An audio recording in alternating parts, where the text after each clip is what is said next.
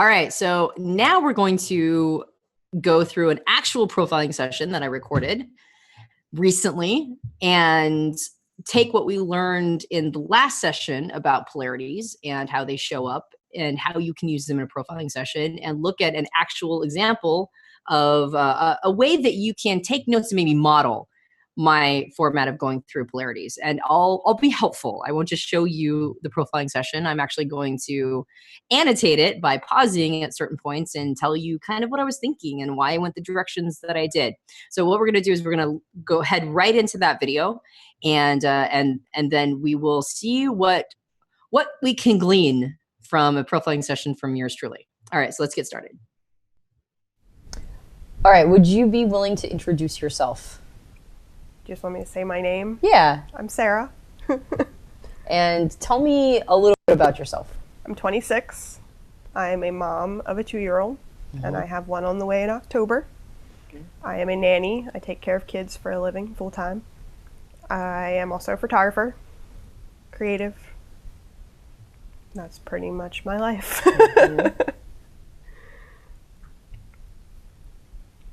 All right. And what's one thing that most people would be surprised to know about you?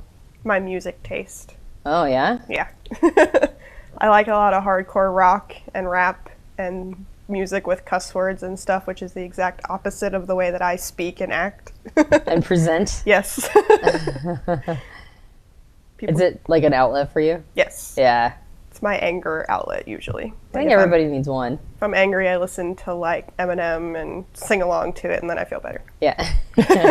All right, cool. Well, the way this is going to work is I'm going to ask you a series of questions that are designed to get to how your mind is wired to take in information and to make decisions based on that information. Okay. And because that's just how your mind is wired and that's how you're seeing all of reality, the parts of your mind I'm looking for, you don't necessarily have language for. Okay. Right? Because it's like a fish in water. Yep. Like if you asked a fish to describe water, where would they even begin? Right? Yeah. And so the questions I'll ask, I call them side door questions, meaning that I'm trying to get to how your mind is wired by not directly asking, how is your mind wired? Yeah. So some of the questions might seem odd, or maybe you'll have to take a minute to think about them because you haven't ever been asked it before. Okay. You might have ready answers for some, and others might be confusing.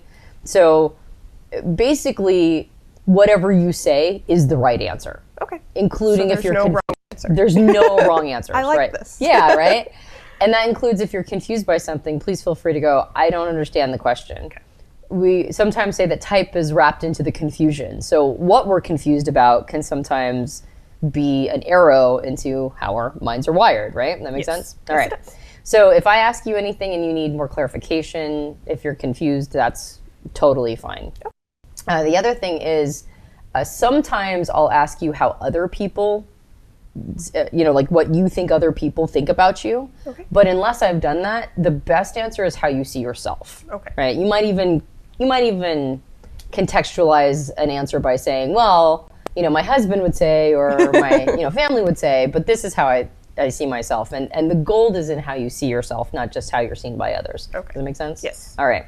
So before we get going, do you have any questions or? I don't think so. All right, we're bullet the gates. I got it. Yep. All right, let's go. All right, so the first question I'm going to ask you is the same question I ask everybody, and that is, what is it you love to do? And when I say what do you love to do, I mean what do you love to do so much, the only reason you stop is because you're exhausted. Otherwise, you'd go on indefinitely. Taking pictures. Photography. Yes, definitely. When did you discover photography? Actually, when I was about 12, my uncle gave me a film camera, and that's what started it. And then I turned it into a business in 2013. So, for a long time. What is it that you love about photography? I love that I get a confidence that I don't normally have when I'm behind a camera. Like I'm able to capture real people in the moment that they're in. And it's something that they can look back on and remember forever, because being a mom, you realize that time goes by way too fast. So I get to freeze time. I guess that's a good way to word it.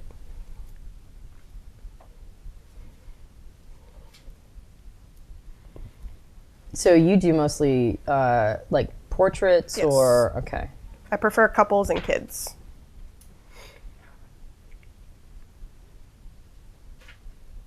Seeing the way people interact with each other and the way kids are just kids is what's fun. Mm-hmm. Do you do candid shots or more? Depends on the situation. I love candid shots more than posed. Mm-hmm. But you do both? Yeah. Okay. Like at a wedding, you have to do pose sometimes, but the candids are the best part. Like during the reception and stuff.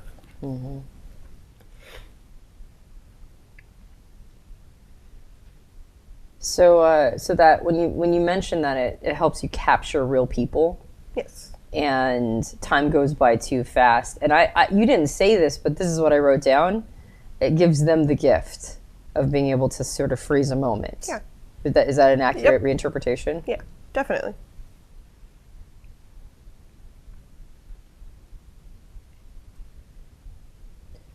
What else do you like about photography? That it's creative. Like, it doesn't have to be the same for everybody. Like, the way I take pictures is different from the way a friend of mine would take pictures, or what I see out of like an empty field is something that somebody else might not see. That kind of thing. So it gives you a way to express your point of view. Yes. It's not cookie cutter. Like, I don't have to do it a certain way. There's not someone telling me it's right or wrong.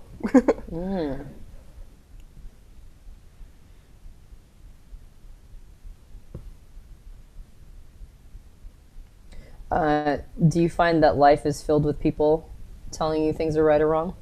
Sometimes, yeah. Being a mom kind of changed that, because I feel like as a mom, you're always judged on, oh, you're raising your kid this way, that's not the way to do it. And like, you shouldn't be letting him have a pacifier at 2 and things like that. But with photography, there's none of that. Like, there's no one telling me that, oh, you took that picture at the wrong angle, it's ugly, or... And if they do, I just ignore it. Right. So I just wanted to pause just for a second and tell you what's going on for me in this moment. So she already was talking about photography as capturing moments early on, and I've already kind of I'm listening for hints of SI, but photography is an artistic outlet, and she talked about how it was an expression for her to give her points of view. So now I'm also thinking, could this be an FI thing for her? These are the things that are sort of floating around in my mind. And then when she said it's photography is nobody's telling you what you're doing is right or wrong. I see that more of kind of an FI expression generally. So I was heading a little bit towards seeing if I was seeing an FI polarity or like a FI function, not necessarily dominant, just somewhere in the stack. And then when I asked her about being judged, because I wanted to see what that meant to her, she actually talked about being a mom, being judged as a mom, which is not necessarily, that could be an FI expression, but that made me pull off a little bit on FI, because I hear, it's like it allows me to have a point of view, or at least I interpreted that and she agreed with it. I heard it helps, it's something that I can do where, nobody's judging me. I've been doing this for a super long time. So I'm just having FI just kind of hang right there for me. And then she says that it's a capture a moment, or at least I interpreted that back and she agreed. And also the judgment was about being a mom, which had me sort of like, as the FI was sort of going this, I had it kind of hang there. And I went, oh, that's interesting that the judgment was about being a mom. So then I just kind of put that one on pause. And now I'm thinking, is the judgment piece more about an FE thing? So that's what I'm thinking right now. That's what's going on in my mind, is I'm allowing these potentials to sort of hang. And that's that's in my process. I do that. I listen for something and I allow it, almost like balloons, right? Like I've got 8 balloons in front of me and I allow one to rise. And then if I hear something else, I go, oh, that's interesting. And I allow the other one to rise. And right now I'm hearing something a little different. And that will happen in your process. But I just wanted to make that mention before I let her, before I move, I'll allow it to continue on, because I want to build on that concept for later. It sounds like you're doing it mostly for yourself. Yep. It's probably the only thing I do for myself. So that's part of the reason I love it too. Mm-hmm.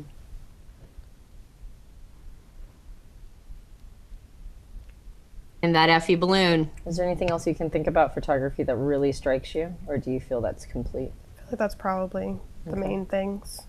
Okay. If you think about anything else on that, feel free to loop around and be like, oh, I thought of one more thing.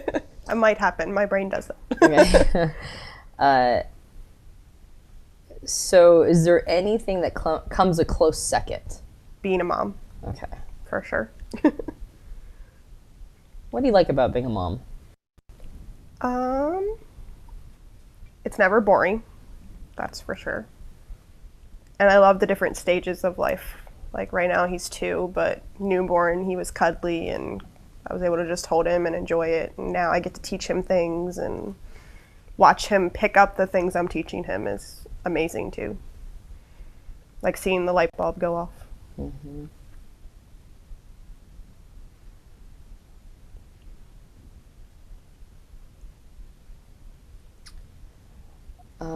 Do you ever feel like being a mom is overwhelming? Yes, definitely. What are the elements of motherhood that overwhelm you personally? And if that's too personal a question. No, that's not. Okay. I would say the first thing being that there's always someone needing something from you. Like, you don't get to put yourself first anymore. You have to put that little human first. Mm-hmm. And the exhaustion is overwhelming sometimes because a 2-year-old doesn't understand that you need more sleep or to just lay there while you sleep. Once they're awake, they're awake. Mm-hmm. And like I said before, the pressure of other people is overwhelming sometimes because there's always someone who thinks they can do it better than you, but really you don't. Nobody knows your child better than you do, mm-hmm. even if people think they do.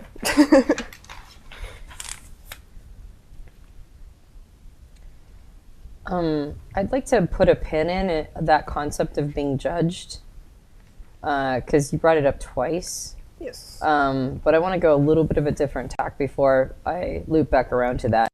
You mentioned that being a mom is never boring, and that you get to watch the stages of life. That stages of life comment kind of made me think about why you like photography. Mm-hmm. Like they definitely go hand in hand. Right? Like being able to capture them yep. and record them as you go. Yeah. All right. And then the concept of things never, like being a mom is never boring. Do you find that you get bored easily? Actually, before being a mom, I was bored very easily. Okay. Like I couldn't just sit on the couch and chill out. I would get immensely bored extremely fast unless I was doing something creatively or mm-hmm. something along those lines. But once I had a kid, the boring feeling has not happened in the last 2 years. Mm-hmm. So, like, there's always something to be doing. So, you were anxious to do creative things? Yes. Ever since I was little, actually. I just want to make a note right here that she talks about how before she had a kid, she couldn't just sit around. She'd get really bored. And she couldn't just like sit on the couch and watch TV unless she was doing something creative while she was doing it. I just want to tag this because this becomes relevant later in the session. What about just being industrious? Like, was it like, did you always feel pulled to do creative things, or was it just like things just need to get done and there's like a list and I gotta mark stuff off? Sometimes it goes like that. It all depends on the day, I think. Like, there's days where I could clean my whole house and have the energy to do so and feel like, oh, this needs to be done, so I'm going to do it. Mm-hmm. Then other days, I'd rather just draw or color or take pictures. Mm-hmm. So it all depends on my mood, I guess. I find when I'm more stressed out, I'd rather do the creative things. But when I'm not as stressed, I'm okay with doing the everyday life stuff. Mm. That was a huge clue for me. When I'm stressed, I need to be creative. When I'm not, I'm okay with doing the everyday stuff. That was if you see my eyebrows, I'm going, right? Like I just got a nugget. So now I'm shifting just from balloons rising to polarity balloons rising. I'm like, that's a fascinating thing, especially with her relationship with photography and her relationship with boredom. I just thought that was super interesting. So I tagged that one. And I'm not going to tell you exactly which direction I'm going, but you might be able to infer it. But when I'm stressed, creative. When I'm not, mundane life. If that makes sense. So there's a direct correlation with how stressed you are and how much does it sound like you need a creative outlet when you're stressed? Definitely. It's like that's your pressure valve? Yes. Okay. It's probably definitely what keeps me being able to do the things I do every day. Okay. So you turned photography into a business. I did. Okay. So you don't see that there's any, there's no contradiction between having a creative outlet and also being able to make a living off of it. You know how like there's sometimes that artist ideal of like, you know, well, if I get paid for it, it's no longer pure.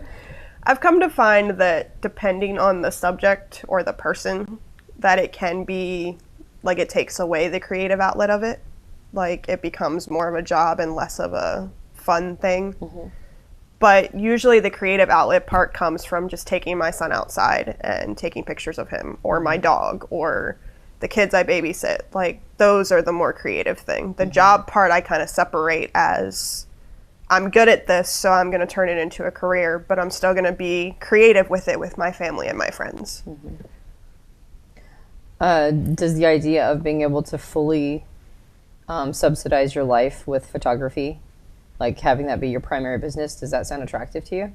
It used to, up until recently when I became a mom, because I realized that there are people out there that don't understand that your kid comes first.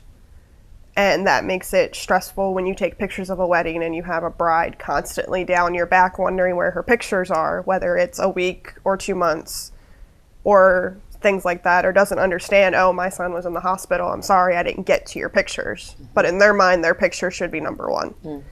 And that's where I've kind of realized that I enjoy it more as like a weekend job than a full-time career. Like it's good for extra money, but I don't know that I could do it for a living. Okay. It's interesting that her art, she doesn't want to turn her art into a job if it interrupts her family and if the expectations of other people interrupt her family priorities. So that was something that I wrote down. I tagged that one. Is like that's really interesting that when I was looking at the FITE polarity, that's kind of why I went down the road of, because I still have that kind of churning in the background, that FITE thing. I'm like, so do you want to turn your art into a business? What would that look like?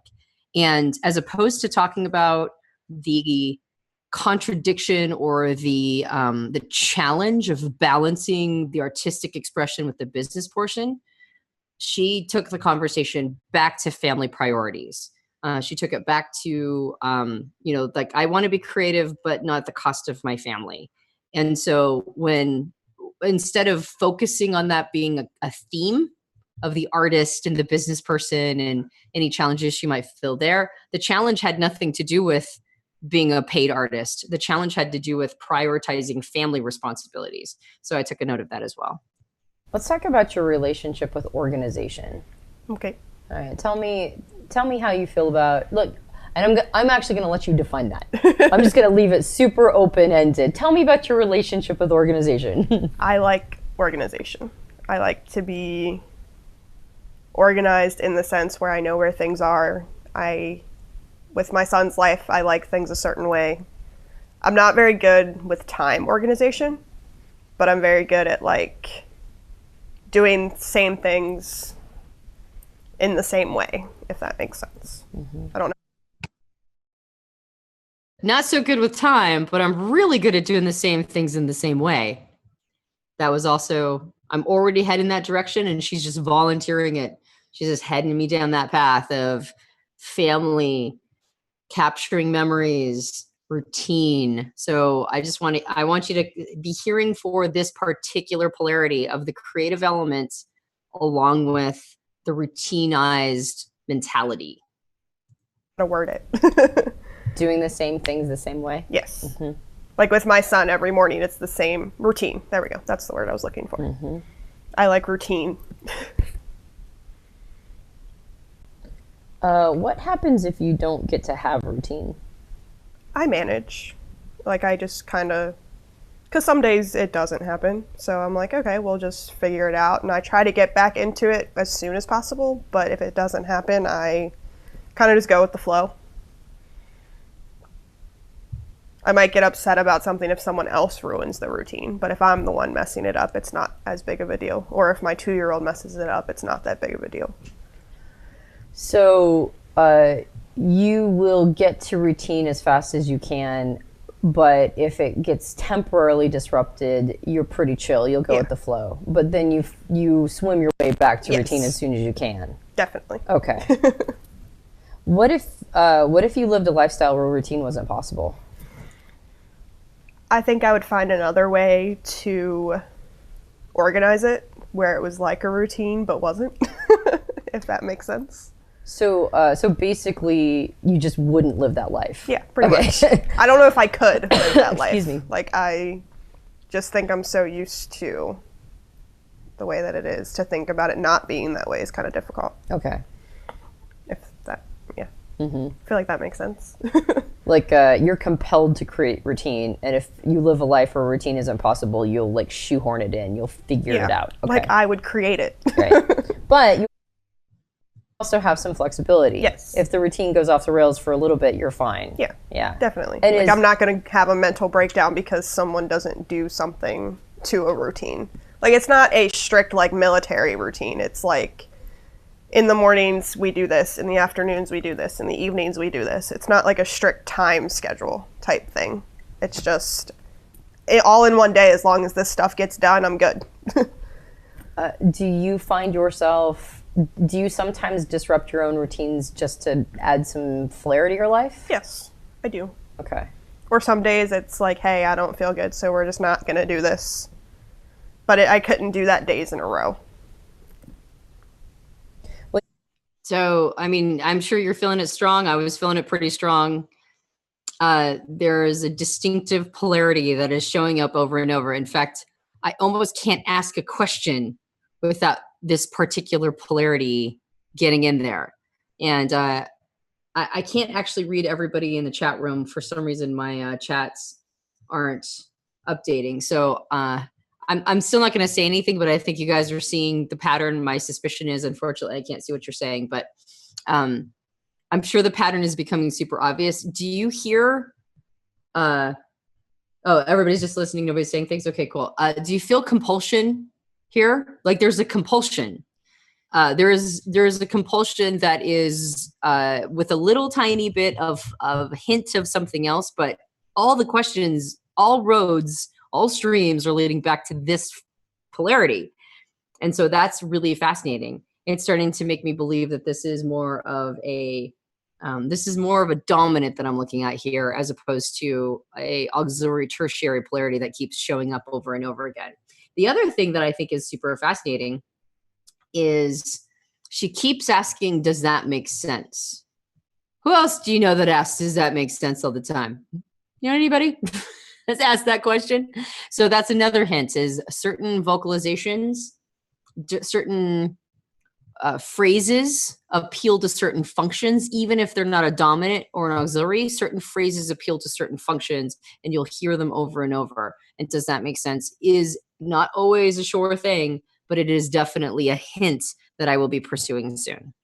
You mentioned before that you got bored easily before you became a mom. Yes. Do you find routines boring? Not my own. Mm-hmm. Okay. If that makes sense, I guess. Mm-hmm. So basically, boredom isn't doing the same things over and over. No. Boredom is doing nothing. Yes. Okay. For me, that's definitely what boredom is. Okay. Not having anything to do. Right. So you have a bias towards action. Yes. Yes. You want to be doing. Yes. Okay. Usually.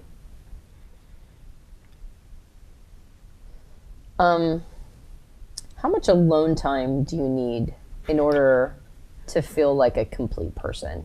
Way more than I actually get. I'd say that I usually, now that my son takes regular naps, get about an hour a day. And that's usually enough to feel better. Like, it's the simple joys, I guess. Do you mind if I ask you what you do in your alone time? Oh, that's fine. I either edit pictures, I watch Netflix, like shows that I can watch by myself when there's no kids around.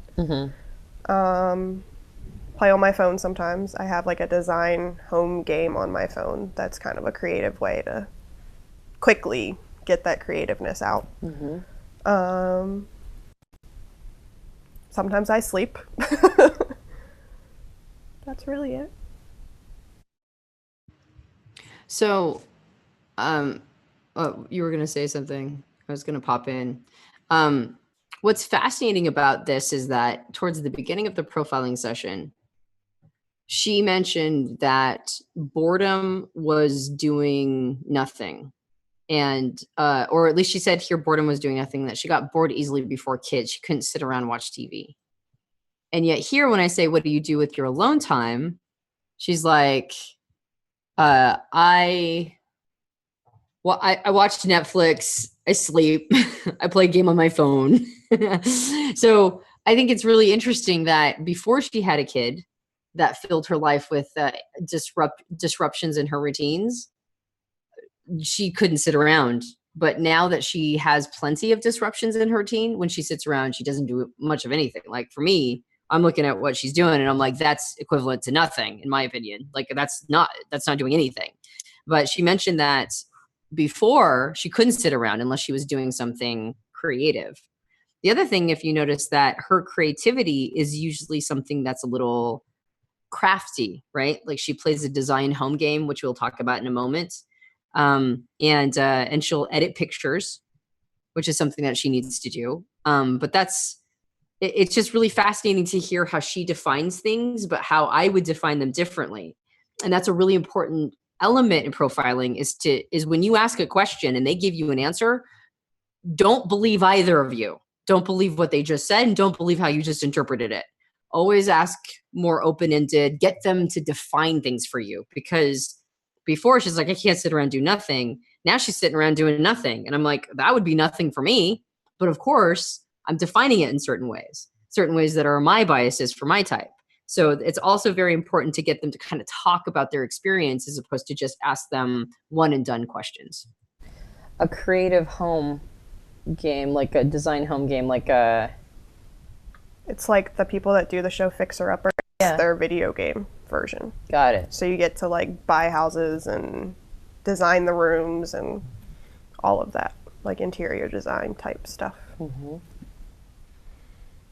So it sounds like you have sort of this balance between wanting to have routine, wanting to have your day set, wanting to like be able to have sort of a predictable day. Yeah. But then these moments of having to be creative, like these sort of, would that be an accurate description? Yeah, Or would I you think so. say it's the opposite? It's mostly creative, but like these moments of routine in there. I think it's like somewhere in the middle, Okay. if that. Yeah. Because, and again, it's one of those that it depends on the day. Like some days are more creative, some days are more routine, some days are just none of those things. Yeah. Sure. So what happens if you don't get your alone time? Like you said, an hour a day feels about right. Yeah. What happens if you go 2 or 3 days and you didn't get it? I get very overwhelmed, like to the point of almost tears sometimes. And like little things set me off, like just something simple that normally I'd be okay with, it would be almost disastrous in a sense. Okay. So if you don't get alone time, it gets disastrous pretty quick. Yeah. A couple days, like where I'm constantly being pulled in different directions or something, it would drive me crazy. And then What happens if you get a lot of alone time? And by the way, the reason why you just saw my eyes go bunk, bunk, bunk, bunk, bunk to try to think about a question is earlier she said she has a bias towards action.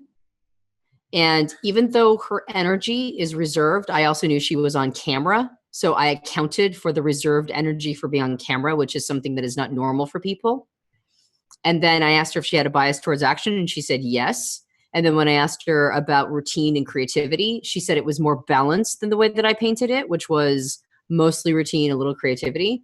But now all her answers, and so I was leaning towards extrovert at this point. But now all her answers are deeply introvert. So my eyes are like, okay, where did I go off on this? And so that will happen sometimes. And that's one of the reasons why it's so good to keep digging, is that you'll ask something and you'll think you're on, like, I've accounted for all my biases. I've accounted for the context. I've accounted for all of these things. And now I'm like, wait, her answers are very introverted answers. So my eyes are doing that because I'm trying to reevaluate, where did I allow myself to go down a mildly different, like the wrong path, and should I redirect course? So now I'm really asking a lot of introvert extrovert questions because I may have been off in my initial assessment. So that's what you're seeing happen right now. I'd also go crazy. It'd be too quiet. I wouldn't know what to do with myself anymore. Now, I think 3 years ago, alone time was something that I valued less, but I had more of it. So now, like, that 1 hour is enough for me. But back then, it would have been, like, I could have been alone all day and been fine. But now that I'm used to having someone with me all the time, it's, like, too much of it is weird. So then you had a lot of alone time before, and it sounds like when you had a lot of alone time, you needed less of it. But now you get none of it and you need more. Kinda, yeah. Okay. It's like there's no happy middle there. It's either I had too much or now I'd have none. There was no, like, middle. If you could create an ideal schedule for having just exactly what you need every single day, what would that day look like? I would get to sleep longer, like probably till about 10 a.m. and then wake up. I would start my day slowly, even with my kid, like feed him breakfast, then I'd feed myself, watch TV for like 2 hours, then start getting ready to start the day, like makeup, hair, showers, all of that. Get him dressed, then we'd go do whatever. He'd get his nap time around 1, 2-ish, and then somewhere in there would be lunch. Come home after his nap, he'd wake up, we'd play, teach him some stuff. Dinner time, watch some more TV, and then for him, I would send him to bed, and then I would do my, like, editing pictures and those kind of things, because I'm more productive at night. And I like to stay up late but sleep longer. So it sounds like you actually appreciate a slower pace of life. Yes. Do you feel like you have a relatively slower pace of life right now, or does it feel like your life moves too fast? Sometimes it moves too fast, and other times it's slower. Like the weeks where I work 2 14-hour days in a row with the other family that I nanny for are hectic, and those days are so fast-paced that I, the day after, don't want to do anything. But then, like, 3 days later, I'm like, oh, let's go do something. Let's go get out of the house. Let's go to the mall and just walk around just to be around people. But those first day, like, after, is where I need to just be in my house where it's quiet and just me and my son, or just me and my husband, or something like that. How important is family to you? Very. Probably my number one priority.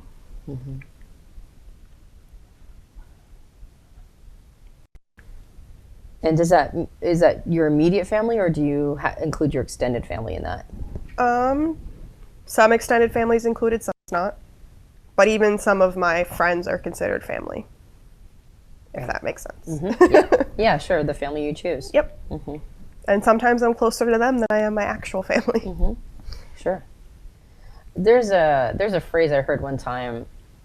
It goes, you can tell a lot about a person from the family they come from. Yeah. Would you agree with that statement? Yes and no. Okay.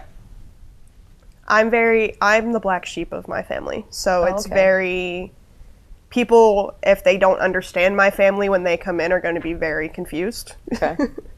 But then once they kind of get to know us, they realize that we always say we put the fun in dysfunctional, because we are very, what people would consider dysfunctional, but we function better than a normal functioning family.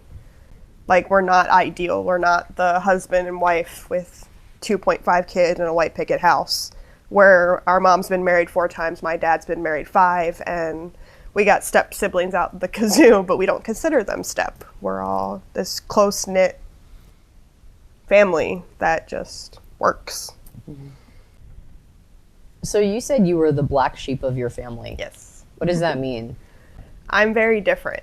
My family's loud and out there and not afraid of what people think and not afraid to tell someone when they're doing something wrong. They will just be straight up with you. I'm very much the quiet, reserved, don't like conflict, would rather not argue with someone. Like, I will hold things in instead of arguing. There's a lot of gold asking how she's the black sheep, because in my mind, I define black sheep as a rebel. But she just defined a black sheep as somebody who's different from the rest of her family. Not like they were necessarily thinking ill of her. Because when I think of black sheep, I think of somebody who everybody else sees as a problem. But she just meant she's different. And then she talks about how they're loud and outspoken, and that she won't contradict anyone. She won't create conflict. And she goes on in that little bit, which is solid gold material, by the way. Like, just this whole family thing. And I was just like, okay, I got it. I'm good. I'm good on that polarity. I understand what's going on. Thanks for that polarity. But now moving on to a different polarity. The idea of not needing to make her art into her business was a bit of a clue. Does that make sense? Questioning over and over was a bit of a clue. But now she gets into some solid gold material that just nails down a polarity for me. Care a lot about the way other people feel. Like, my sisters are very, oh, well, this is how I feel and you're just going to have to deal with it. I adjust the way I feel to the way people around me are feeling. Mm-hmm. Beautiful, beautiful material.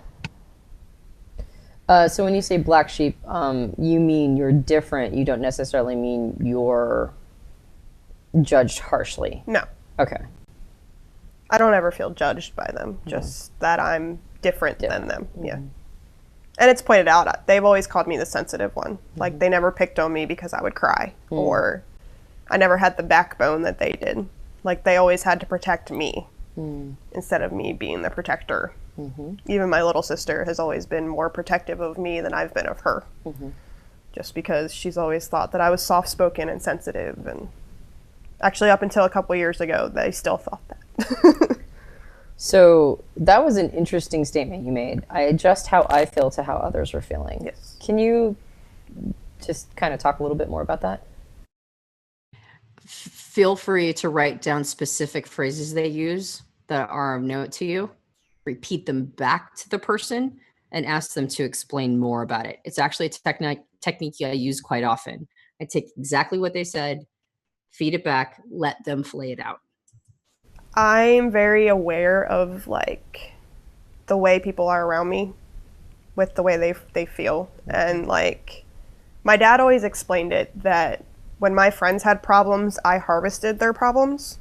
So even if my life was absolutely perfect, I would think it wasn't, because I was so upset for the way my friend was feeling about their life. Or I would get angry because my friend was angry, even if it wasn't my situation. Like, I felt the anger they were feeling when they were talking to me about it. Or, like, when my son is hurt, it hurts because I literally feel what he's feeling. Just telling me That's how a her very brain works. interesting phrase. I harvested their problems. Yep. It's the best way to explain it, I think. Because I never realized it until he made me realize it. Because he actually, like, cut me off from one of my friends because she was always having some sort of like mental breakdown, and it was actually like interfering with school and everything because I just felt for her.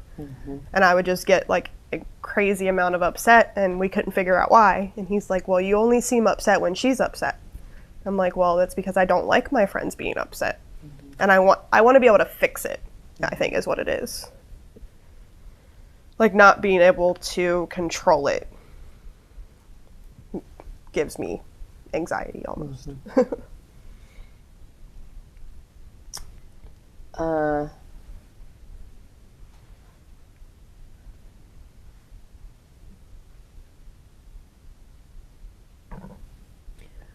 What's more enjoyable for you when you're thinking and ruminating on the past and experiences you've had and who you see yourself as? You know, like the sum total of who you are based on all your past experiences, or when you're ruminating about the future and projecting on the kind of person you can become and what different paths you might take? The future. That's more enjoyable? Yeah.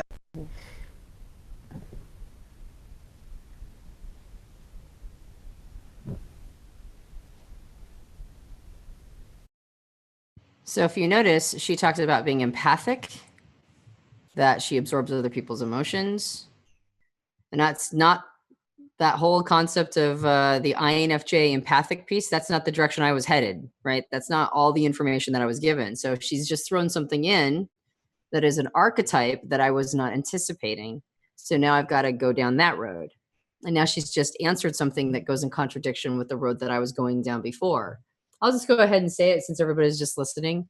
I'm heading down an SINE polarity road pretty hardcore. That seems to just be coming up over and over and over. But now she's answering questions that sound more NI to me. So now I'm going to head down that road and see if there's a discrepancy, or if this is not a discrepancy and the SI road I was heading down was actually accurate.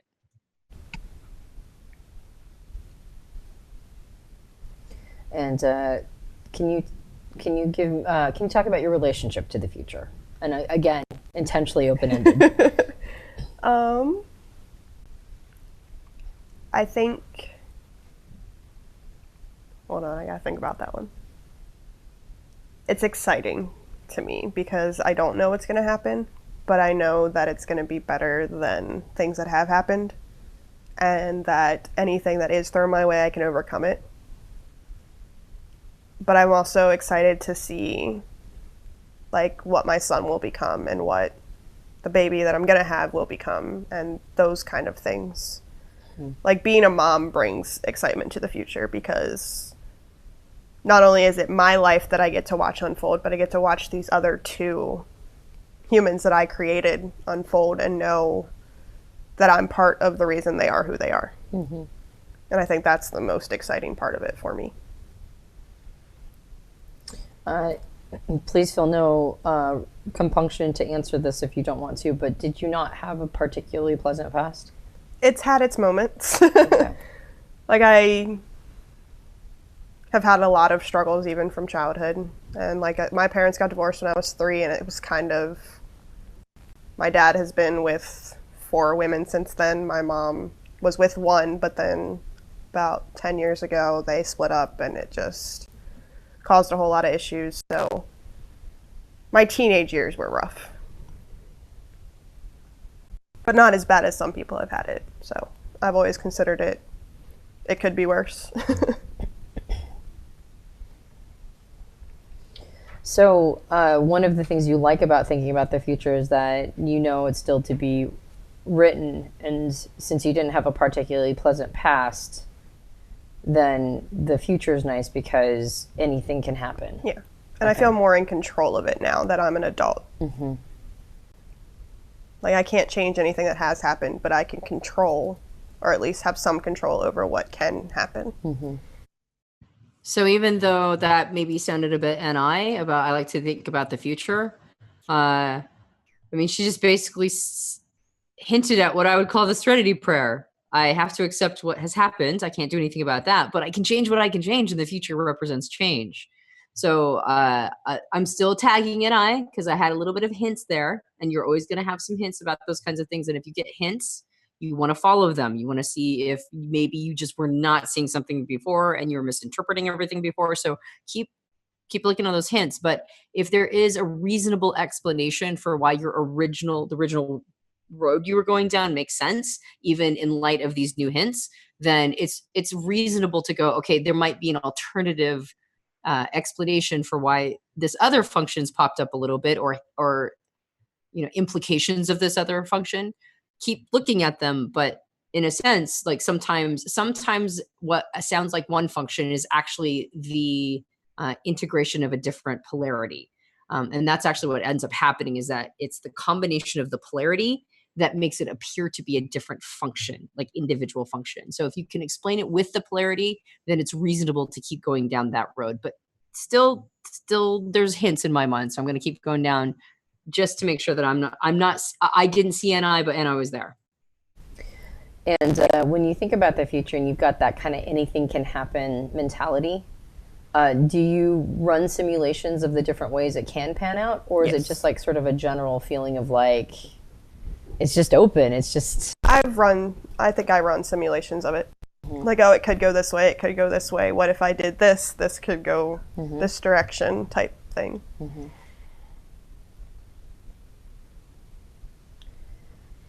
You mentioned that you're very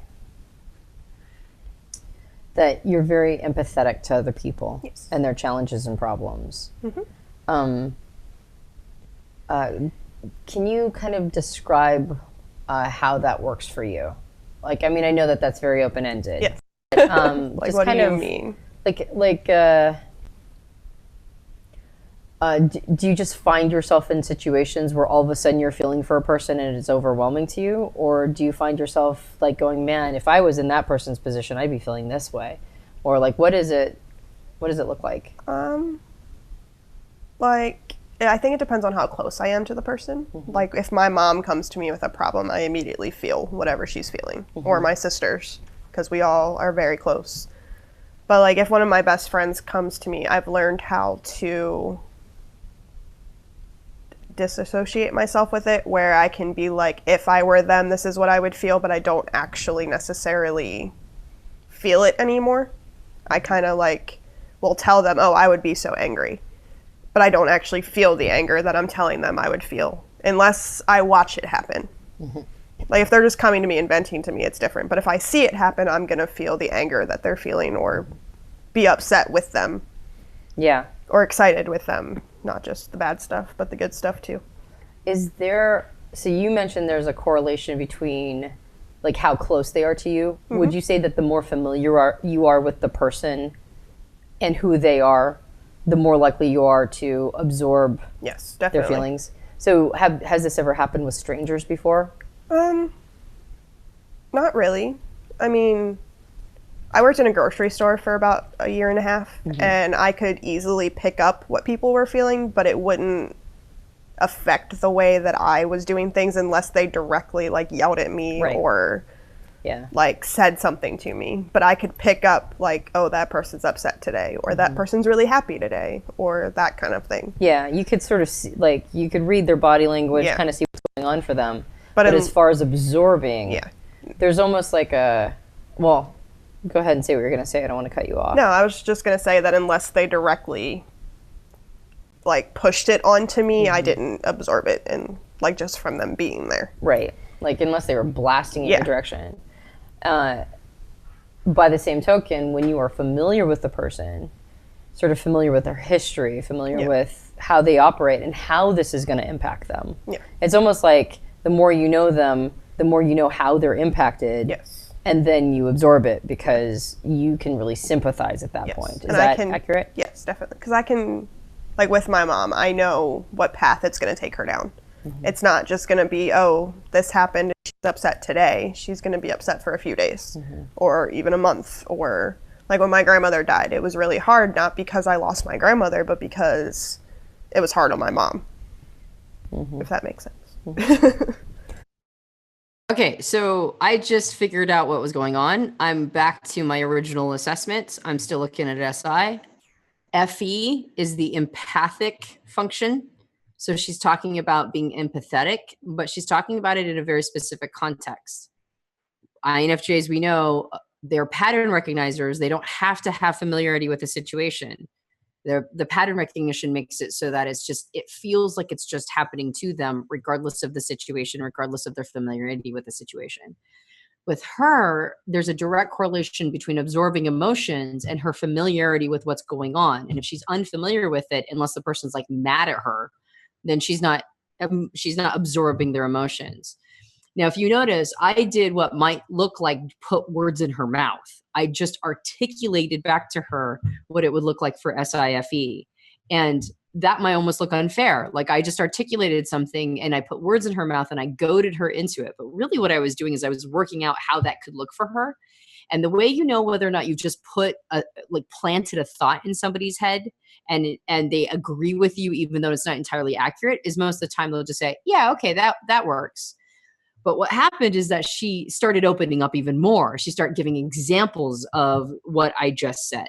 And so it wasn't simply putting words in her mouth. It was giving a possibility and going, does that work? Is that what's going on for you? And then she grabbed it and then gave me examples of what that looks like.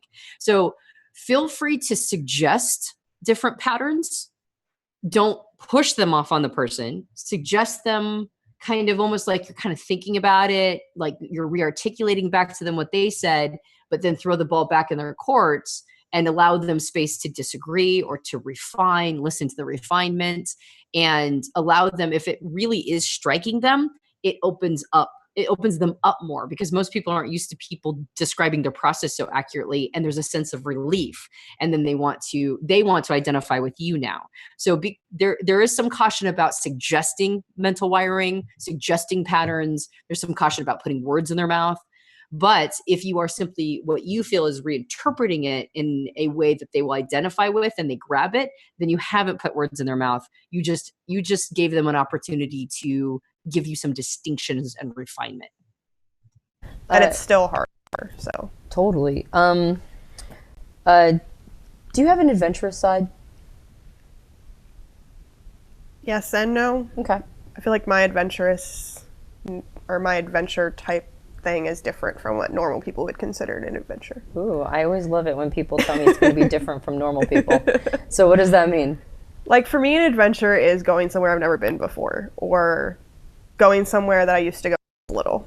Like, I know that kind of contradicts itself, no. But oh my God, here's a polarity on a plate.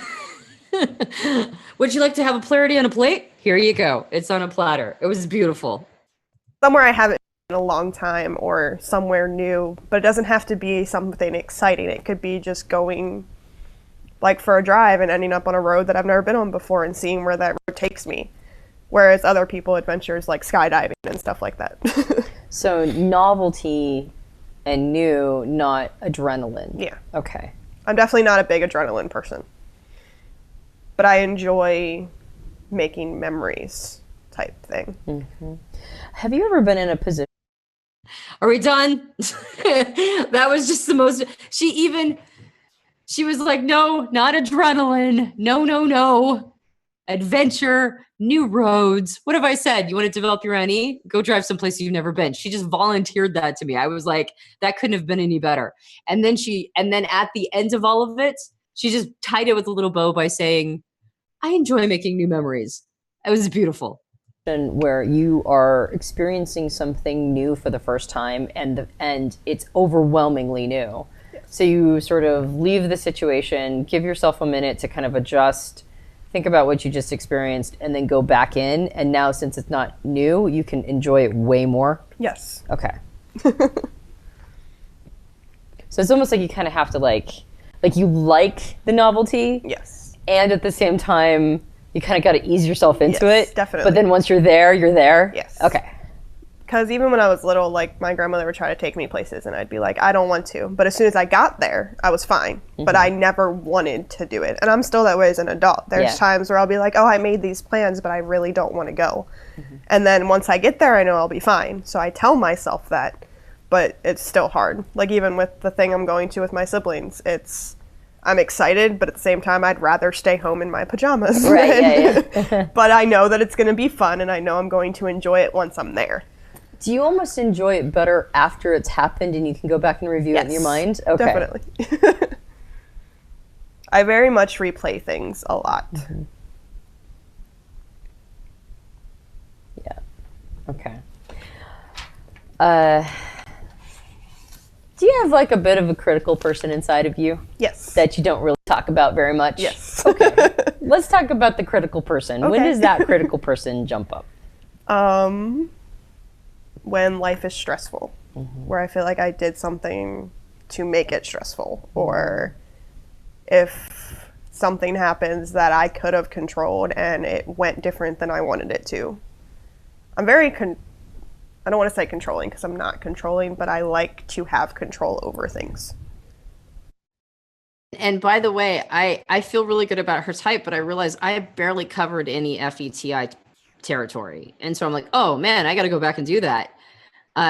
Because everything she says is SINE. Like she keeps pushing the conversation, in my opinion. Every time I ask her a question, she keeps heading back to SINE territory. So that was a huge hint for me, because remember, I was trying to figure that introvert extrovert piece out, and like she had kind of a little bit of a wishy-washy introvert extrovert answer, and I was like, is she leading with what's going on? But the fact that all of the conversation keeps heading back into an SINE direction with a little bit of prompting from me, but even when I'm like heading towards judging functions, right, she brings it back to SINE, in my opinion. That was a clue as to what was going on for her, like what place it falls in the priority of her life. So now I got to get back over to verifying her judging polarity. I know that sounds confusing, but I'm not like, oh, you need to do it this way, but I like things done a certain way. Sure. So when I said there's a bit of a critical person inside, did you interpret that as self-critical? Yes. Okay. I'm very self-critical. Are you others critical or less so? My husband, yes, but not so much. Like, I don't judge or criticize other people. Like, the way they do things is how they do things. Mm-hmm. But my husband, I feel like he should understand the way I like things done, so he should help do things that way. Well, he's just an extension of you. Yes, exactly. If you're self-critical, you're critical of him because he's just an extension of you. But everybody else, I'm very much like, oh, you do it that way because that's how you do it. Sure. It sounds like you kind of have sort of a, when it comes to other people, you have sort of a philosophical sort of live and let live. Definitely. However they want to do is fine by you. I'm definitely that way. I would agree with that. There's kind of a concept that certain personality types do a live and let live because each individual person has had their own life experiences. Mm-hmm. So they're doing whatever they have to do. Yeah, what makes sense to them based on how their past has forged them. But you know how your past, like anybody who's familiar with how life has forged you mm-hmm. and knows your preferences, yes, like they're gonna, you expect them to some extent honor that. Yes. Just like you're honoring other people. Exactly. And okay. I do. I'm very much like, oh, okay, you're doing this because that's how you were raised, or because something happened to you that made you have to do it this way, and I respect that. Where I just want the same respect in return. Like, understand I'm not doing this to be annoying. I'm doing it because it's all I've ever known how to do for 26 years. It's not something that I can just turn off, just like you can't just turn it off. Mm-hmm. But I also don't do that with like people I don't know. I'd rather be like, oh, you're doing that because that's what you know how to do, or you are that way because something happened to you, whether I know what it is or not. It's not my place to tell you to live your life this way because you have to. Right. Do you have any perfectionism inside of you? Yes. I would think so. What is your relationship with perfectionism? My handwriting. I know that sounds weird, but I'm very much like a perfectionist when it comes to the way that I write things or the way like things appear to other people. Like the way my house looks, or like when I hang something up, it can't be crooked. And even if I walk into someone else's house and something's crooked, I have to fix it immediately. Or at least point it out to them. Like, not to be mean, but that picture's crooked. I don't know if it's supposed to be that way, but you need to fix it. Or things like that. I know that's like a weird way to take perfectionism, but that's just the part of me that is. So you're perfectionistic about how you're engaging with other, like basically anytime there's like a relationship piece, like other people are going to have to read your handwriting. Yeah. So is the perfectionism like you want to make it so it's as legible as possible? Or so that other people will think well of you because you've got good handwriting? I've always been told I have good handwriting, so I feel like at this point I just like to keep up that appearance. Okay. But it's also like, the one thing people always notice is that I'm creative, or that I'm really good at writing, or I'm really good at taking pictures. So those things I kind of like I have to be almost perfect with for people to still enjoy it. Mm-hmm. Yeah. I just want to refer back. I believe that it was the conversation between Martha Stewart and Marie von Fostenberg in the Types in Women. I think that's the video it was in. How both were SFJs, and how both of them continued to refer back to themselves as creative people. It was a big part of their definition. And it's fascinating to see how much of an aspiration it is. These are the ways that you can be listening for people's aspirations, is how they describe themselves in a way that might not be normally something that you think about their type, but it's how they see themselves. And don't forget about aspiration speak that ends up in people's profiling sessions. So really speculative, sort of abstract conversation that talks a lot about things that may or may never actually happen in real life, like conversations around philosophy and conversations around, science fiction or even fantasy, or conversations around like a lot of what if questions. Yeah. Do you enjoy those kinds of conversations? Depends on what direction they go. If it goes to like a doomy, dark place, no. Mm-hmm. Like the whole end of the world conversation I can't be a part of, mm-hmm. because my mind takes me down like worst case scenario, mm-hmm. and I immediately like internalize it and freak out. Mm-hmm. But if you're talking about like, let's go see if magic's real, I'm gonna be like, cool, okay. Mm-hmm. Or like if you're talking about dragons or stuff like that, I'm mm-hmm. all for it. Yeah. But it's like, if it could, I guess if there is some realism to it, I struggle with it, but if it's strict fantasy, I'm okay. So as long as it's fun. Yes. Okay. But not doom and gloom. Yeah. Okay. Like it can be serious, it just can't be like we're all gonna die tomorrow. Mm-hmm. Like don't come to me with that conversation, because I'm gonna immediately shut down and be like, I'm sorry, I don't want to talk about this. But anything else I'm open to. Okay. And what's your threshold for that kind of conversation? Like time-wise, like half hour, all day long, well into the night. That kind of conversation keeps you up even when you're exhausted, or just kind of like, yeah, I think it's a cool conversation, but like I don't necessarily start a lot of them, or. I probably wouldn't start them, but if someone kept going with one and it could be intriguing, I would continue it till they were done. Okay. Or until there was just nothing else to talk about. Because I love those kind of conversations you can't just have with people every day. Like the ones that ask questions that you don't think about, or those type of things. What is it that you like about those kinds of conversations? I think it's the fact that you get to learn the way other people see things, mm-hmm. because the way I see things isn't the way somebody else does. But I also like to be able to tell people how I view things different than they do. But to be able to have a conversation and it not be like a debate or an argument is fine. Like, mm-hmm. it's the stuff that I enjoy. Mm-hmm. Totally. So those conversations give a platform for being able to share different points of view. Yeah. Do you find yourself coming home with lots of new ideas about future pacing and how things will be in the future? Or do you find it more like you're kind of calibrating to how the other person sees life and you get to know them more intimately? I think that one.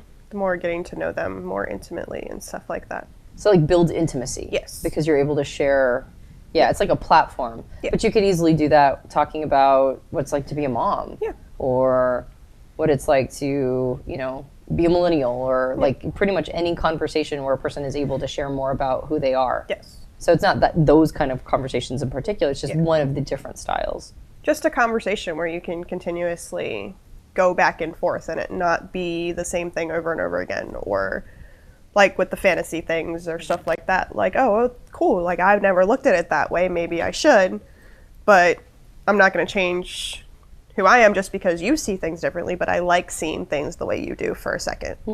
And then coming back to like, this is how I see it. Like, oh, okay, cool. Cool. So I'm feeling pretty good. I'm kind of getting to a point where I'm sort of, I'm asking you questions at this point to make sure I'm not falling for any sort of confirmation bias. Okay. So way back at the beginning, you were talking about you get judged a lot as a mom. Yes. Right? I was like, oh, let's loop back to that one later. So how, like I mean, all moms get judged. Yes. All right. Definitely. That's just, it's part of what you sign up for when you become a mom, is you're going to get judged. Like, oh, I got all right, time to be judged. Right, exactly. Immediately time to be judged on as whether or not you tell should have someone you're pregnant. Should you have gotten pregnant? Should you not have? Yep. How are you dealing with your pregnancy? You shouldn't be eating that. Like, oh, you're going to go to the hospital instead of a home. Just from there on out. Yep, pretty much. Tell me how you have a tendency to deal with that kind of judgment. Depends on who it comes from. Like, if my mom's telling me something, I take it a little more to heart because she's been there. Or, like, if somebody who is a mom tells me something, I'm going to be like, okay, like, I get your point of view and maybe I'll consider it. But if it's something that I feel deep and strongly about, like I said, I know my kid better than anybody else does. Whether it's my mom, my dad, my siblings, he's mine. He came from me. I'm with him 24/7. I know what he needs. I know what he doesn't. So certain things I'm going to be like, okay, like, I hear you, but I'm not going to change what works for us. But then, like, when strangers do it, it's like, well, maybe it sounds weird because it's like, maybe I should consider that because if it's working for them, maybe it'll work for me. But unless it's something, I just, like, confused that. If it's something where it's not that big of a deal, I'll be like, okay, like, sure, I'll do that. Like, I'll take away his pacifier for during the day, but he's still going to get it when he sleeps. But if you're going to judge me because my kid's not breastfed and on a bottle, I'm going to look at you and be like, no, he's getting fed. That's all that matters. If that makes sense. I tried to get it back to where it was making sense. So you have this sense of, like, if somebody's been there, Yeah. like, you know, the people who have been there, you give them greater credibility. Yeah. But then on the opposite side of the coin, if a stranger pops up and says something, all of a sudden you're like, well, should I be listening to that? Yeah. Is it because you don't know what their credibility is? They might be seeing something you're not like, seeing. I don't want to judge where it's coming from. Right. Like, maybe they do have legitimate concern because they care about kids the way I do. Because there's times where parents will look at me like, why are you telling me what to do with my kid? And it's like, you don't know that I've been around kids for 7 years that aren't my own. So what's interesting is that you see very strong SI language. If somebody has been here before, if I know their history, my mom says something, I'll listen to her more because I know she's been here. It was all SI. But then, like, if a stranger comes up, then I'm not sure. Maybe they know something I don't know. You can see, like, a hesitance with almost like an NETI hesitance. Like, is this good data? Should I be listening to this? I'm not sure. Like, where does it come from? But it's all conversation around like this idea of, I know my kid, I'm familiar with my kid, I know how to get my kid's needs met. The piece of data shows up, I'm not sure what to do with that, but I'm going to default back into my strength, which is I know my kid and I know what my kid's needs are. So you can almost kind of see the hesitance of the tertiary TI come up. Like, is this good data or is this bad data? And I have a question mark around it because I'm not sure what the source is. And maybe the source is really good. So you almost see the relationship with that TI tertiary about uncertainty around new data.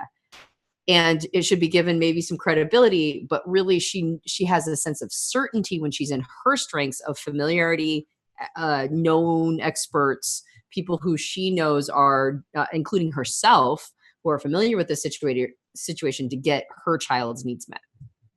And, like, yes, I've only been a mom for 2 years, but I have experience with different types of personalities of children. that I can probably help you without trying to judge you. Yeah. Okay. And then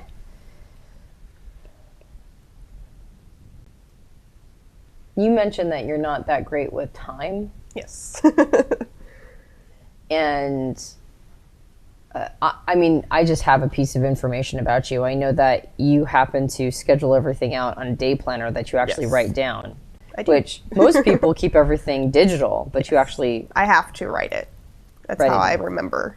And so you keep yourself time-wise accountable to a calendar, but it's not like you have time on your mind all the time. No. Okay. Like on a day where I don't have anything to do, I very much will just be like, okay. Like I try to keep my son, like his nap time the same, but his bedtime varies. I kind of go with his schedule on that. But when it comes to myself, I don't set a specific time schedule. I'm not one of those people, oh, I have to be there at this time, so I need to start getting ready at this time, and then I have to leave at this time. It's, oh, okay, I just know what I need to do and when I need to do it, and I just do it. Where my husband is very much, okay, we have to be here at this time. It takes this long to get there, so we have to start getting ready at this time, and we have to walk out the door at this time. And I'm like, you need to calm down. So it's like I don't stress about the actual time. Like if I'm 2 minutes late, I'm 2 minutes late. Like I have a 2-year-old who didn't want to put on his shoes. And I just kind of, but I also have anxiety about being early somewhere. Like I don't like to show up way too early when no one else is there. Right. Or if they're not expecting me to be early, I don't like to be. Right. Yeah. Like I'd rather walk in the door right on time or a little after when I know that there's going to be people there, or they know that I'm coming. Because being early potentially creates socially awkward situations. Yes. Okay. And that's worse. It's worse to be in a socially awkward situation than to have somebody think you don't have your shit together. Yes. Okay. Definitely for me anyway. Okay. Like I'd rather be like, I'm sorry, the coffee line took too long and be late than show up early with coffee and people be like, what were you doing? All right. So I have one more question. Okay. Before I feel complete. Okay. And that is, you mentioned when you were talking about... By the way, just a note, I'm not sure if you could tell, but I was verifying Effie because I felt so good about ISFJ at this point. I just didn't even have a question. I felt very good about ISFJ, but I just really wanted to make sure that I wasn't seeing some TEFI polarity in there somewhere, even though there was nothing she said that made me think that. She mentioned that time is not a big deal, right? Like it's not in her. And my observation has been that with STJs in particular, but all TJs, time is on their mind. Time is a resource that they're tracking almost all the time, unless there's something kind of off. And so because of that, even with INTJs, time, if they are expected to be someplace, time is less conceptual. Now it's a reality. And so I just wanted to really hone in on it. What was her relationship with time as an SJ? If she was an STJ, it wouldn't be an abstraction or whatever. And she certainly wouldn't be sacrificing being on time for the sake of social awkwardness. So that was the thing I was really honing in on there. And she answered in a way that did not make me think I needed to go down that road much at all. Stages of childhood that when your son was a baby, he was cuddly, but now you get to teach him and you get to feel, you get to see all those little like aha moments and the light bulb moments going off. Do you enjoy teaching in general? I do. That's why I love the job that I have. Okay, so can you tell me a little bit about your relationship with being in a teaching role? I love the light bulb moment where they get it. Like with the little girl I babysit, Emma, she's 4. And 6 months ago, she couldn't tell you 3 letters of the alphabet, but now she can tell you 24 of them. And it's because I worked with her every day, even if it was just an hour, where she sat there and we worked on it together. And now she gets it. And knowing that I'm responsible for her getting it is one of the best feelings in the world. And then like the first family I nannied for, the little boy was more stubborn than any kid I've ever met in my life. And he was 5 and couldn't spell his name. So I put pillows out on the floor and put letters next to each one, and each one was a letter, and he had to jump on them, and in order to leave the pillow, he had to say what the letter was. And eventually he was able to spell his name. And then we worked on writing it, and he was able to do that.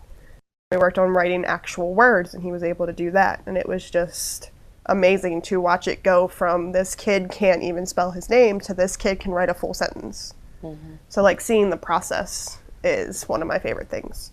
And knowing that I'm responsible in a part of something that's going to turn that kid into an adult is amazing too, because it's something that they're going to stick with. Whether they remember that it was me that taught them, it's something that in their mind, I'm sure they would have learned it eventually, but I got to help be a part of something that they're going to have for the rest of their life. Mm-hmm. That's why I like that age group.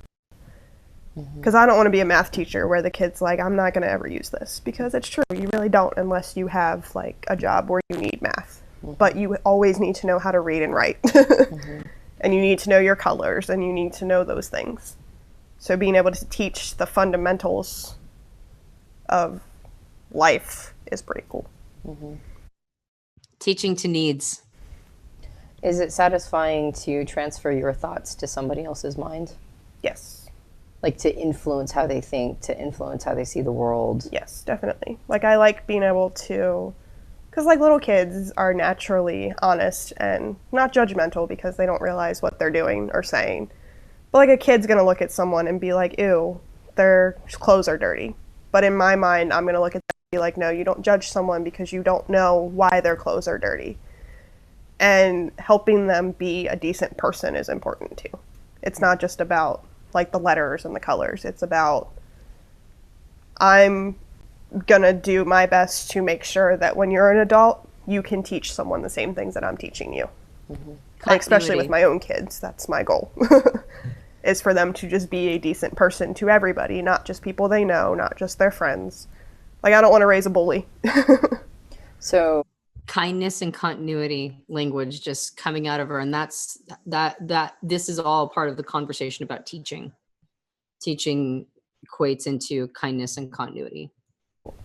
Teaching people, even if it's just teaching them their letters, is actually a way to sort of connect with another, how another person is thinking, and teach them to be a more generous person. Even though, I mean, it starts with just the letters, but you build credibility when you're teaching people or little kids, and then they start to trust how you think. And then now you're able to teach them more important lessons in life, like, you know, like compassion and like manners and that kind of stuff. Right. Right. Did I repeat back basically what you were trying to say? Yeah, okay. Definitely. All right. I didn't want to misrepresent it. Okay. That's definitely how that's why I love doing it. Right. And I think that's why I love being a mom and feel like I've always wanted to be, because I get 24/7 to teach a kid to be a good person in life and to teach them the things they need to know in life, not just go somewhere, spend a couple hours with a kid and go home. Like, he's a part of me and is a representation of me more so than some kid that I babysat for 3 years. Mm-hmm. Yep. So it's kind of cool to experience it both ways. Yep, absolutely. All right, cool. I think I know your type. Okay. All right, you ready to hear it? Yes. All right, cool. Okay, so I know that was a long amount of time because it was an hour-long session, and then I annotated it so it was a little bit longer. But there were a couple questions that came up while that was going on, and if you have some questions, please feel free to ask them now. So one of the first questions that was asked during that was, Leah said that when it comes to the introvert extrovert question of alone time, and Leah, at this point, I believe you self-identify as an extrovert, that you would still have a similar answer that Sara said, which is, if I don't get that alone time, I feel like I want to cry. And so she's like, that still throws me off sometimes because of the need for alone time. And I think one of the challenges here is, of course, we know that it's not really about introversion and extroversion. It's about introverted processes and extroverted processes or functions. So when we just put it down to the dichotomy, there is, of course, wisdom there. And we can, for the majority of people, we can determine a preference for one of the other dichotomies. But we know that they're intrinsically linked with the dominant or driver process. And I thought what was so fascinating about what Sara said is, she said, I used to be able to be alone all the time. And then I have a kid now, right? I have a kid, I'm married. And she said, now I no longer need as much because I'm so used to being with somebody all the time. So at a time period before she had remapped herself to include her husband, her child, which she did mention, I said, you kind of mapped yourself to them, which is why you can extend your criticism to your husband. And she's like, yeah, he's like me now. For her introverted sensing, she's identifying being alone as being fully alone or being with people, which would include her son and her husband. But really, the way that introverted sensing works is that it gains familiarity with the context over time, right? It's about acceptance. It's about opening yourself up to a new way of living over time, which is why it's introverted sensing is the most adaptable process over time. Before she had a child, before she was married, she could spend all her time alone and it would make her go crazy. But now she can't do that. Now she needs more time, but she still needs that alone time. She still needs the time to break from everybody. And if she doesn't get that, she goes crazy. But it's actually an expression of her introverted sensing process, which is, of course, what we're always looking for, not just introversion or extroversion, an expression of that process. Now, Leah, I believe that at this point you are self-identifying as an ENFP. And so your extroverted process is extroverted intuition. And I share the same. I'm an ENTP. And I'll tell you this, I need a lot of alone time, probably more than some other extroverts, for a couple different reasons. First, I don't get my extroverted process or function fueled by the outside world in social settings very often. I've even created a life where I hang out with a lot of people who will help fuel it, and I still don't get it fueled to my satisfaction very often in social situations. And then, of course, I have to go post-process. I'm going to need some SI time. I've learned to integrate it. I need some SI time to post-process and figure out who I am based on these new novel situations. But the other piece of it is that my introverted process needs some very concentrated alone time. It needs me to go way deep inside. And so even though extroverted intuition can be fueled by a lot of different situations, and that can feel really good, even if you're not getting, say, high quality conversation, for me, I'm always looking for ways to refine my thought processes. And if my extroverted activities are not helping me refine my introverted thinking thought processes, I actually lose steam, and then I got to go be alone to go look for things to do that. And that's because I've taught myself to become almost as addicted to my co-pilot as I am to my driver. And that can happen with some people. If you're an ENFP, your auxiliary process is introverted feeling. This is a process that needs some high quality introspective time. And extroverted intuition may be getting fueled to some extent with new people, new contexts, but really, if it's not getting as fueled as you need it to be to refine that introverted feeling process, both your introverted feeling and your introverted sensing are going to go, we need some time to figure out who we are based on all this new data, all this new information we got from extroverted intuition. So there's this thing I hear on the internet all the time, the two ENPs, ENFPs, and ENTPs are the most introverted of the extroverted types. I personally disagree with that assessment. I believe that it really depends on a couple different factors that have nothing to do with maybe with Myers-Briggs. A lot of people here are getting super into the Enneagram. And if you've been listening to some of the content we've made with Beatrice Chestnut, you know that there's also 3 different instincts: sexual, social, and self-preservation. And I think that that actually is highly influential. I happen to be a sexual subtype, so that means I am much better in one-to-one relationships. And it means that extroverted activities that don't allow me to get the intimacy I crave can actually be a little tiring for me. Whereas Joel, as an ENFP, is a social subtype, and he fuels himself on more like quantity of people over what I would call quality of people, if that makes sense. As in, like, he doesn't need that same intimacy level to feel buoyed up. So he's an ENFP, I'm an ENCP. I actually tend to look more introverted than him because of my Enneagram subtype, which is an influence, not something we're learning in profiler training necessarily, but it is going to influence some of this. However, is it that dominant process that still regenerates your batteries? And if you don't do it, do you feel compulsion to make it happen? I think Sara was a beautiful example of somebody who has a compulsion and will insist on her life like her life has to accommodate her dominant process. I'm like, what happens if you don't have routine? She's like, I'm going to have routine. I'm like, yeah, but what if you can't? And she's like, oh, I will. Right. Like that was basically her attitude. And that's what happens with our dominant. What if you can't do extroverted intuition? Well, I do it anyway. Well, what if you can't? I don't understand what you're saying. Right. Like that's basically how we are about our dominant. So it's not really whether or not we're an introvert and an extrovert. And even the question of how much alone time do you need in order to be a complete person? This is actually my attempt to get them to explain how introversion works for them and how extroversion works for them. I'm still listening for that dominant cognitive function, which is the key to the whole operation, in my opinion. But that was a great question, Leah. I really appreciate it. Leah says, I agree. You're sexual too. And plus in my 2, I meet so many external needs. I have to really draw the line for my very strong FI values and sense of self, or I get resentful. Exactly. So a lot of times this is a combination of how our types show up. And so the elements that's really giving us a pull towards something that feels contradictory is something that might not have to do with our Myers-Briggs type at all. It might be another node in the system of our personality, but you still understand the compulsion and the flow that you get with your dominant process, which is really what you're looking for. All right. So another one question that came up was Wendy said that phrase that Sara was using over and over. Does that make sense? She's like, is that an FETI phrase? Is it an FE phrase?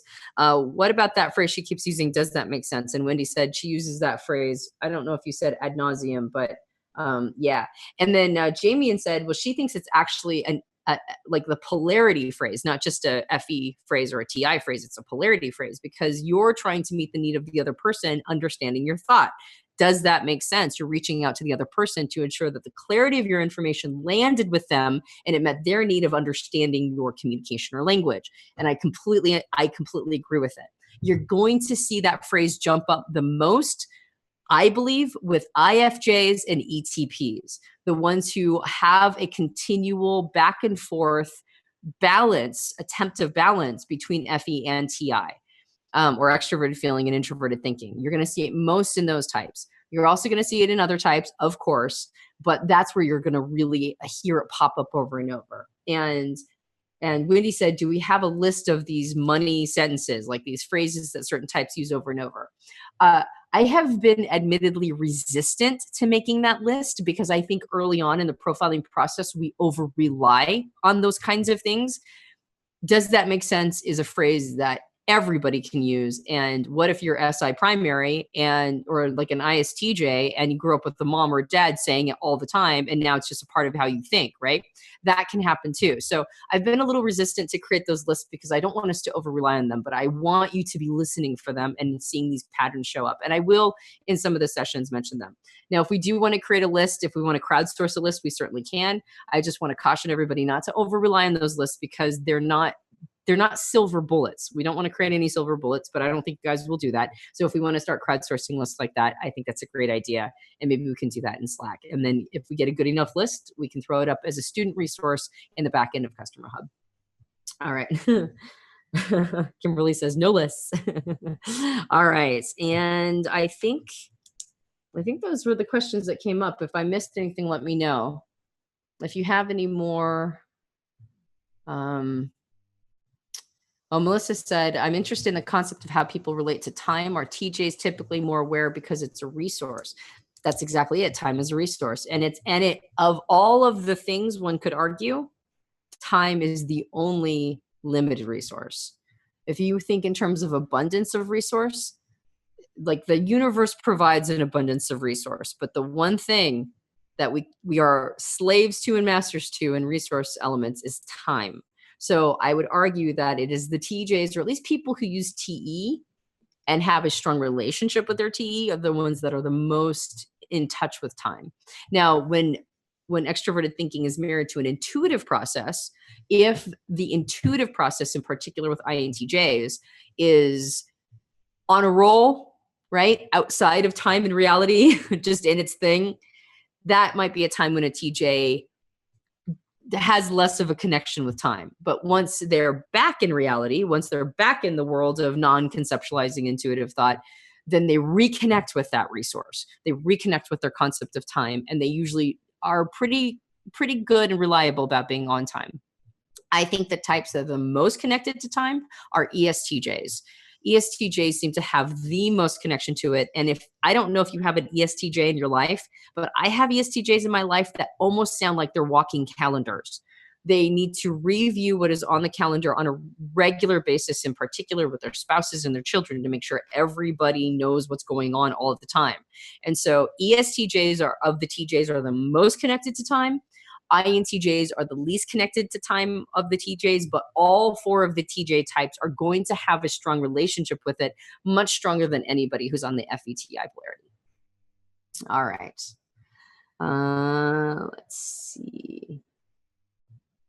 Betsy said, Heather says, in case of this session, Sara talked mostly about her SINE polarity, but it is her unconscious side processes. Any thoughts there?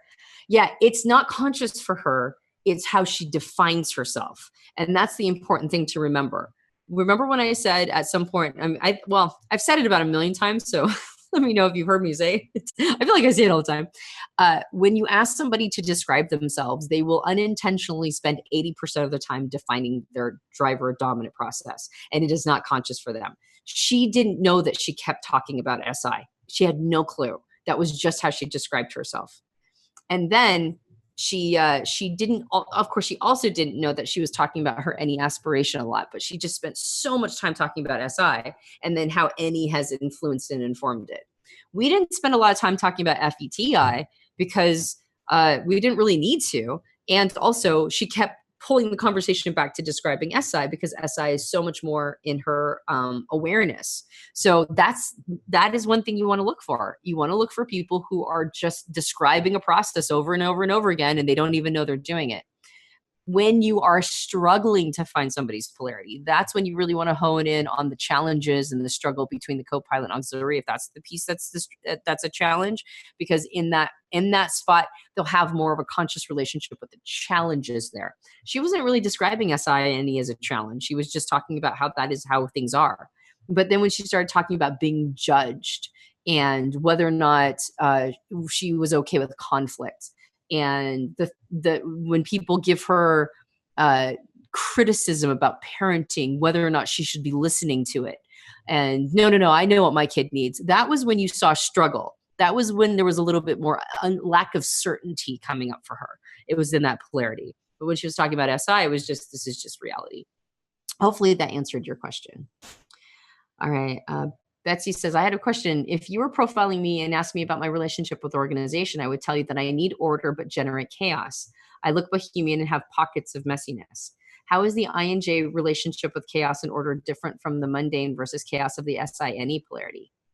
All right. So how's NISE different? Well, you might define it as chaos. I have secret information about you, Betsy. I know you're married to an ENTJ. So I would not be surprised if part of the reason why you self-identify as chaotic is because of the personality type of your husband.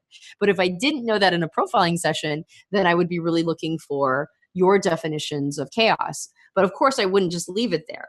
If you were like, yeah, I like organization, but I tend to generate chaos, I would start asking questions about the SINE polarity, of course. And then if that was really not coming up for me and I started asking questions about NISE, my suspicion, and I've spent time around you, so I think I know the answer to this, is that you conversationally would be taking me over to NISE. And that's what you want the client, the profilee, the person you're consulting to do, is you want them to tell you what the more interesting polarity is. For Sara, she was clearly the more interesting polarity was SINE for her because that's all she wanted to talk about. But Betsy, I would suspect, and in most profiling sessions, the client themselves is taking you to the area of interest for them. So it's never just one question. You use that question, you go down that line of reasoning, you see what they have to say about that, and then you let them jerk the wheel if that's not really that interesting to them. In fact, at one point, she made sure I knew it was an SE because I was like, so it's not adrenaline. She's like, no, it's not adrenaline. It's like a new situation. And as I went down that road, I probably would start talking about SINE in more specificity. And then I would let me know that that's not what's going on for you and give me evidence of NISE. All right. Heather says, it makes sense that she would keep going back to SI since it's her dominant function and is central to her life. But how do we reconcile that with how we should expect the unconscious, conscious nature of the functions to impact the way a profilee sounds in a session? Okay, you got that piece. Okay. Jamie said, chaos and INFJs. That's interesting. I would describe myself as messy, but not chaotic. Leah says, Betsy, my friend, feeling and observing and being with you, what you define as chaos in you, I feel with you is a different thing. Yep. Okay. All right, cool. Yeah. We all know Betsy. We know she's not chaotic. All right. So, I mean, but I love that you think you are. All right, guys. So what we're going to do is we're going to give ourselves a little bit of a break. We'll come back. We'll talk about what a explanation session can look like. If I didn't get to your question, write them down. We'll do a Q&A at the end of all of this. And what we'll do is we'll see you at the next session talking about the explanation portion of a profiling session.